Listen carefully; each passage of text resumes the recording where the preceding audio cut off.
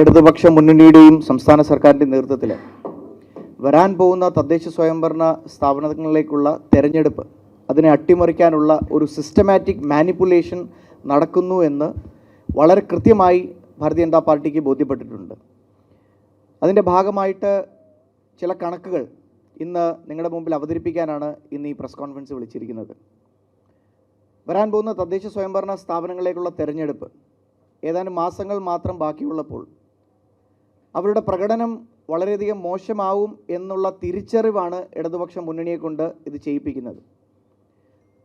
ഇന്ന് കേരളത്തിൽ ഭരിച്ചുകൊണ്ടിരിക്കുന്ന സംസ്ഥാന സർക്കാർ ആയിക്കൊള്ളട്ടെ, ഇടതുപക്ഷം ഭരിക്കുന്ന പഞ്ചായത്തുകളായിക്കൊള്ളട്ടെ, മറ്റ് തദ്ദേശ സ്വയംഭരണ സ്ഥാപനങ്ങളായിക്കൊള്ളട്ടെ, അവിടെയുള്ള ഭരണ സംവിധാനത്തിനെതിരെ വളരെ വലിയ രീതിയിലുള്ള ഒരു ഭരണവിരുദ്ധ വികാരം അത് ഇന്ന് കേരളത്തിൽ നിലവിലുണ്ട്. ആ ഭരണവിരുദ്ധ വികാരത്തെ ഭയക്കുന്നത് കൊണ്ട് വരാൻ പോകുന്ന തദ്ദേശ സ്വയംഭരണ തെരഞ്ഞെടുപ്പിൽ വലിയൊരു മോശമായ പ്രകടനം നേരിടേണ്ടി വരുമെന്ന് ഇടതുപക്ഷത്തിന് കൃത്യമായ തിരിച്ചറിവുണ്ട്. ആ തിരിച്ചറിവിൻ്റെ അടിസ്ഥാനത്തിലാണ് അവർ വരാൻ പോകുന്ന തെരഞ്ഞെടുപ്പിനെ അട്ടിമറിക്കാനുള്ള എല്ലാ ശ്രമങ്ങളും നടത്തി വരുന്നത്. ആദ്യമായിട്ട് വാർഡ് വിഭജനം നടന്നപ്പോൾ അവരത് വലിയ രീതിയിൽ ശ്രമിച്ചു. പക്ഷേ അതിൽ മാത്രം നിൽക്കില്ല എന്ന് മനസ്സിലായപ്പോഴാണ് ഇപ്പോൾ വോട്ടർ പട്ടിക മാനിപ്പുലേഷൻ കൂടി നടത്തിക്കൊണ്ട്, അതും സിസ്റ്റമാറ്റിക് ആയിട്ടുള്ള ഒരു മാനിപ്പുലേഷൻ നടത്തിക്കൊണ്ട് ഈ തെരഞ്ഞെടുപ്പിനെ അട്ടിമറിക്കാൻ ഇടതുപക്ഷം ശ്രമിച്ചുകൊണ്ടിരിക്കുന്നത്. ഇതിനു വേണ്ടിയിട്ട് ഇടതുപക്ഷ യൂണിയനിലും മറ്റുമുള്ള സർക്കാർ ജീവനക്കാരെ ഉപയോഗപ്പെടുത്തിക്കൊണ്ടാണ് ഇവർ ഈ അട്ടിമറി നടത്തുന്നത്. അത് എക്സ്പോസ് ചെയ്യുക എന്നുള്ളതാണ് ഇന്ന് ഞങ്ങളുടെ ഈ പത്രസമ്മേളനത്തിൻ്റെ ഉദ്ദേശം. ലക്ഷക്കണക്കിന് ആളുകൾക്കാണ് തദ്ദേശ സ്വയംഭരണ തെരഞ്ഞെടുപ്പുമായി ബന്ധപ്പെട്ട് ഇരട്ട വോട്ട് കേരളത്തിലുള്ളത്. ലക്ഷക്കണക്കിന് ആളുകൾക്ക്. ഇതൊരു ചെറിയ ഫിഗർ അല്ല. എന്ന് പറഞ്ഞാൽ ഒരു തെരഞ്ഞെടുപ്പിനെ തന്നെ അട്ടിമറിക്കുന്ന രീതിയിൽ ലക്ഷക്കണക്കിന് സംഖ്യയിലാണ് ഇങ്ങനെയുള്ള ആളുകൾ ഞങ്ങൾക്ക് കിട്ടിയത്.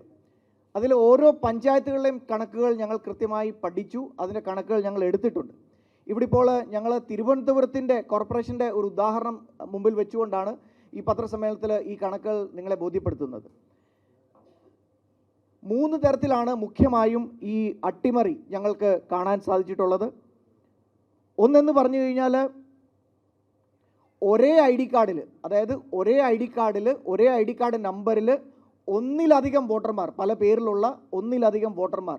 ഇത് കാറ്റഗറി 1. 2, ഒരേ വ്യക്തിക്ക് ഒരേ ഐ ഡി കാർഡ് നമ്പറിൽ പല സ്ഥലങ്ങളിൽ വോട്ട്.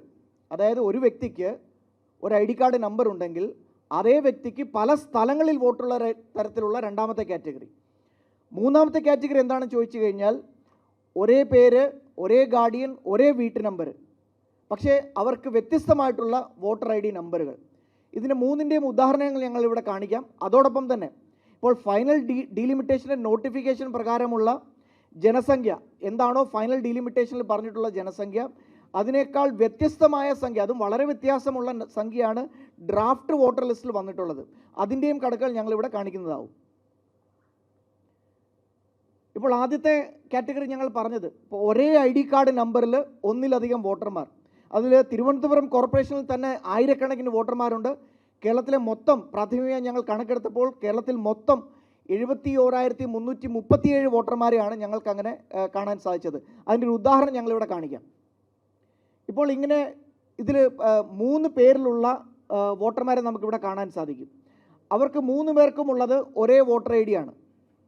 അതിൽ സനൽകുമാർ എന്ന് പറയുന്ന വ്യക്തിയുടെ പേരിലുള്ള ഐ ഡി കാർഡ് നമ്പർ, അതേ ഐ ഡി കാർഡ് നമ്പറിലാണ് അശ്വത് എന്ന് പറയുന്ന ആൾക്കുള്ള voter I D card number. അല്ലെങ്കിൽ അതിൻ്റെ താഴെ നോക്കാം, മധുസൂദൻ എന്ന് പറയുന്ന വ്യക്തി, അദ്ദേഹത്തിൻ്റെ വോട്ടർ ഐ ഡി നമ്പറും മെവിൻ MS എന്ന് പറയുന്ന ആളുടെ വോട്ടർ നമ്പറും. ഇപ്പം എന്ന് പറഞ്ഞു കഴിഞ്ഞാൽ 2 പേരിലുള്ള, ഇതിൻ്റെ പ്രസൻറ്റേഷൻ ഞങ്ങളിവിടെ തരാം, നിങ്ങൾക്ക് ഇതിൻ്റെ ഒരു കോപ്പി നൽകുന്നതാവും. ഇതിൻ്റെ ലിങ്ക് ക്ലിക്ക് ചെയ്ത് കഴിഞ്ഞാൽ, ആ ലിങ്കിലൊന്ന് ക്ലിക്ക് ചെയ്യണേ. ഈ ലിങ്കിൽ ക്ലിക്ക് ചെയ്ത് കഴിഞ്ഞാൽ ഇതുപോലുള്ള ആയിരക്കണക്കിന് ആളുകളുടെ ലിസ്റ്റാണ് നിങ്ങളുടെ മുമ്പിൽ ഉള്ളത്.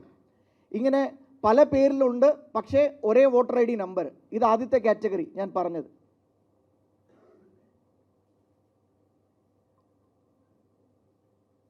രണ്ടാമത്തെ കാറ്റഗറി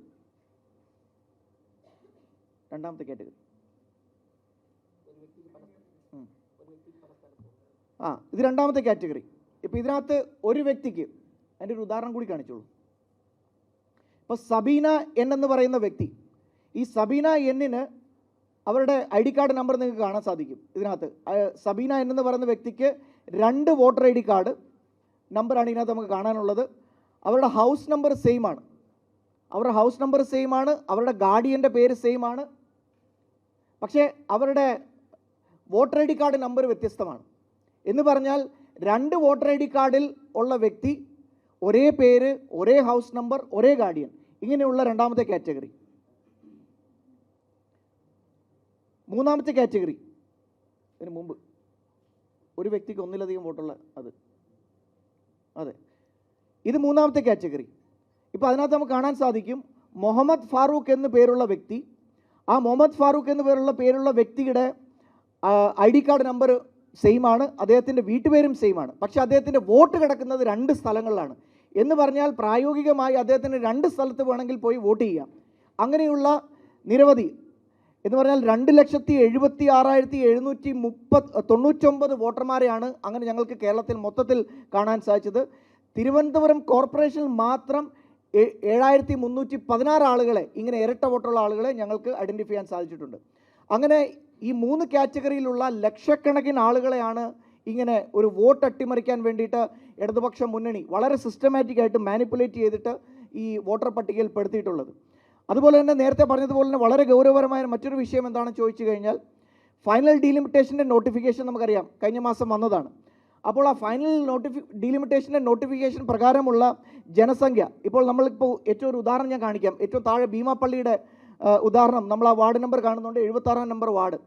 അതിൽ 9,875 വോട്ടർമാരാണ് ജനസംഖ്യ, അതായത് ഫൈനൽ ഡീലിമിറ്റേഷൻ നോട്ടിഫിക്കേഷൻ പ്രകാരമുള്ള ജനസംഖ്യയിൽ ഉണ്ടായിരുന്നതെങ്കിൽ ഡ്രാഫ്റ്റ് വോട്ടർ ലിസ്റ്റിൽ 16,000-ന് മുകളിലാണ് വോട്ടർമാർ. എന്ന് പറഞ്ഞാൽ അത്രയേറെ വ്യത്യാസം.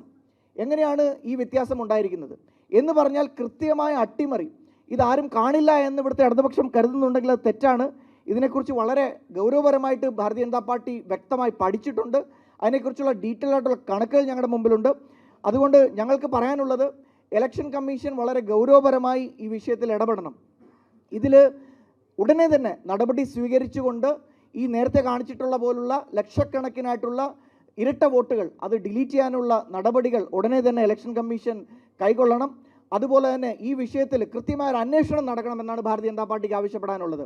ഏതെങ്കിലും ഇടതുപക്ഷ സംഘടനയിലൊക്കെ പ്രവർത്തിക്കുന്ന ഉദ്യോഗസ്ഥന്മാർ വഴിയാണ് ഈ അട്ടിമറി നടന്നിട്ടുള്ളതെങ്കിൽ അതിനെക്കുറിച്ചുള്ള കൃത്യമായ അന്വേഷണം നടക്കുകയും അവർക്കെതിരെ ക്രിമിനൽ നടപടി എടുക്കണമെന്ന് കൂടിയാണ് ഭാരതീയ ജനതാ പാർട്ടിക്ക് ആവശ്യപ്പെടാനുള്ളത്. ഇപ്പോൾ തിരുവനന്തപുരത്ത് ഈ കോർപ്പറേഷനിലും അതുപോലെ തന്നെ മറ്റ് പല തദ്ദേശ സ്വയംഭരണ സ്ഥാപനങ്ങളിലും ഞങ്ങൾ പരാതിയുമായിട്ട് മുമ്പോട്ട് പോയിട്ടുണ്ട്.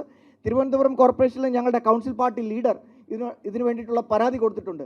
ഈ പരാതികളെല്ലാം ഇലക്ഷൻ കമ്മീഷൻ ഗൗരവപരമായി പരിഗണിച്ചുകൊണ്ട് ഇതിൽ അന്വേഷണം നടത്തണമെന്നാണ് ഞങ്ങൾക്ക് പറയാനുള്ളത്.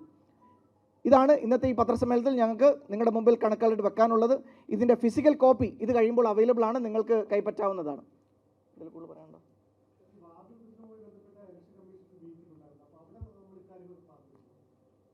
എന്നോടൊപ്പം അഡ്വക്കേറ്റ് ശ്രീ വി രാജേഷ് ജി ഉണ്ട്, അതുപോലെ തന്നെ കരമന ജയൻജി ഉണ്ട്. അവരിയ്ക്കുന്നതിന് കാരണം തിരുവനന്തപുരം കോർപ്പറേഷനുമായിട്ട് ബന്ധപ്പെട്ട് പല നടപടികളും ഓൾറെഡി സ്വീകരിച്ചു കഴിഞ്ഞു.